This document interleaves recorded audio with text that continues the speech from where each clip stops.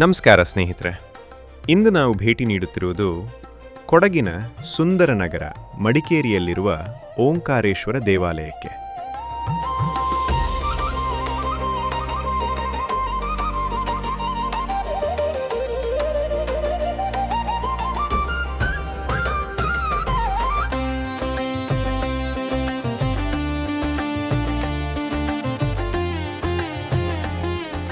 ಪ್ರಕೃತಿಯ ಸೊಬಗು, ಐತಿಹಾಸಿಕ ಹಿನ್ನೆಲೆ ಮತ್ತು ಆಧ್ಯಾತ್ಮಿಕ ವಾತಾವರಣವನ್ನು ಒಂದೇ ಸ್ತರದಲ್ಲಿ ಅನುಭವಿಸಬೇಕೆಂದರೆ ಈ ದೇವಾಲಯ ಅತ್ಯುತ್ತಮ ತಾಣವಾಗಿದೆ.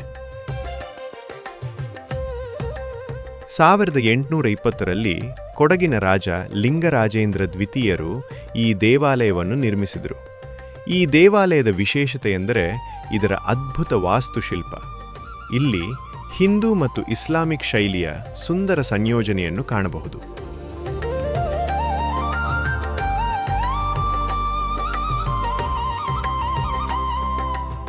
ದೇವಾಲಯದ ಮಧ್ಯಭಾಗದಲ್ಲಿರುವ ದೊಡ್ಡ ಗುಂಬಜ್ ಮತ್ತು 4 ಮೂಲೆಗಳಲ್ಲಿರುವ ಮಿನಾರ್ಗಳು ಈ ಕಟ್ಟಡಕ್ಕೆ ವಿಶಿಷ್ಟವಾದ ಆಕರ್ಷಣೆಯನ್ನು ನೀಡುತ್ತವೆ.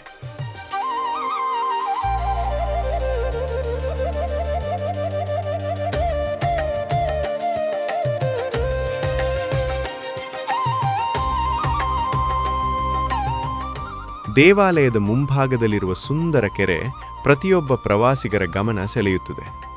ಕೆರೆಯಲ್ಲಿರುವ ಮೀನುಗಳಿಗೆ ಆಹಾರ ಹಾಕುತ್ತಾ ಸುತ್ತಮುತ್ತಲಿನ ಶಾಂತ ವಾತಾವರಣವನ್ನು ಸವಿಯುವುದು ನಿಜವಾಗಿಯೂ ಒಂದು ಅದ್ಭುತ ಅನುಭವ.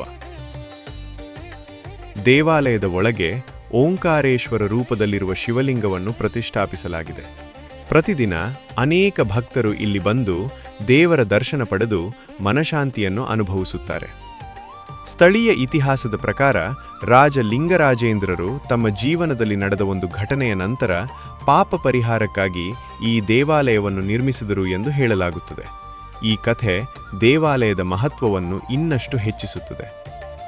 ಮಡಿಕೇರಿಗೆ ಭೇಟಿ ನೀಡುವ ಪ್ರತಿಯೊಬ್ಬರೂ ಈ ಐತಿಹಾಸಿಕ ದೇವಾಲಯವನ್ನು ತಪ್ಪದೇ ನೋಡಲೇಬೇಕು. ಇಲ್ಲಿ ಇತಿಹಾಸ, ವಾಸ್ತುಶಿಲ್ಪ ಮತ್ತು ಭಕ್ತಿ ಮೂರರ ಸುಂದರ ಸಂಗಮವನ್ನು ಕಾಣಬಹುದು. ಹಾಗಾದರೆ ಸ್ನೇಹಿತರೆ, ನೀವು ಕೂಡ ಮಡಿಕೇರಿಗೆ ಬಂದಾಗ ಓಂಕಾರೇಶ್ವರ ದೇವಾಲಯಕ್ಕೆ ಭೇಟಿ ನೀಡಿ ಈ ಅದ್ಭುತ ಅನುಭವವನ್ನು ಸವಿಯಿರಿ. ಮತ್ತೊಂದು ಹೊಸ ಪ್ರವಾಸದೊಂದಿಗೆ ಮತ್ತೆ ಭೇಟಿಯಾಗೋಣ.